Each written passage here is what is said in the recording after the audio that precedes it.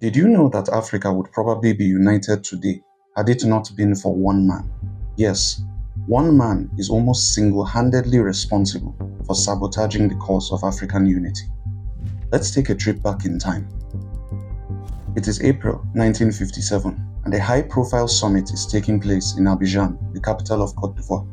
On one side of the table is Pan-Africanist icon and president of a newly independent Ghana, Osagyefo Kwame Nkrumah. On the other side is Côte d'Ivoire's first president and full-throated stooge of the West, Félix Houphouët-Boigny. At this highly publicized summit, these two African leaders, with two very different political views, make a wager, a bet, that will change the history of the continent. Kwame Nkrumah believed in African sovereignty. He believed that Africans had everything they needed to rise if they would only unite and take their destiny into their own hands. In 1963, he helped found the Organization of African Unity, the African Union's predecessor, to this effect, along with Guinea's first president, Ahmed Sékou Touré, and other African leaders.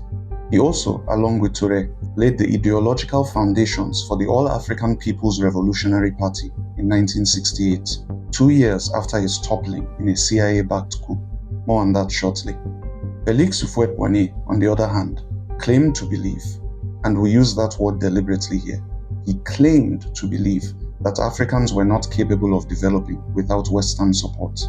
He wanted his country, Côte d'Ivoire, to remain in its former colonizer France's post-colonial sphere of influence, known as Francafrique, and for Africa as a whole to remain under the thumb of the West forever.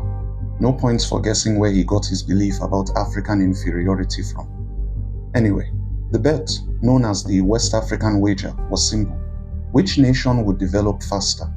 Ghana, whose leader had chosen sovereignty for his people, or Côte d'Ivoire, whose leader had chosen continued enslavement under the facade of independence? Now, how bets usually work is that both parties shake hands, go their separate ways, and don't get up in each other's business until the results are in. Unfortunately, the colonizers of Africa have never been known to play fair, and neither have their pets. 9 years after the West African wager was made, Osagyefo Kwame Nkrumah was deposed. And where did the Western-backed coup plotters use as their main base of operations? Félix Houphouët-Boigny's Côte d'Ivoire.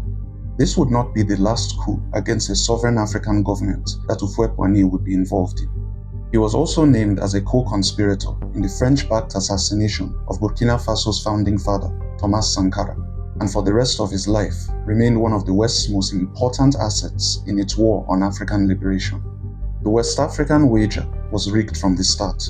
Kwame Nkrumah never got to see his vision for Africa through because he was never allowed to. And we can only wonder now what Africa would look like today had one man not gone so far out of his way to sabotage the continent's progress on behalf of his colonial masters. But in the fullness of time, the joke was on Côte d'Ivoire, and it gravely misled masses. Today, the West African country continues to offer itself up to Western interests and stand in the way of Africa's progress under its latest Western puppet leader.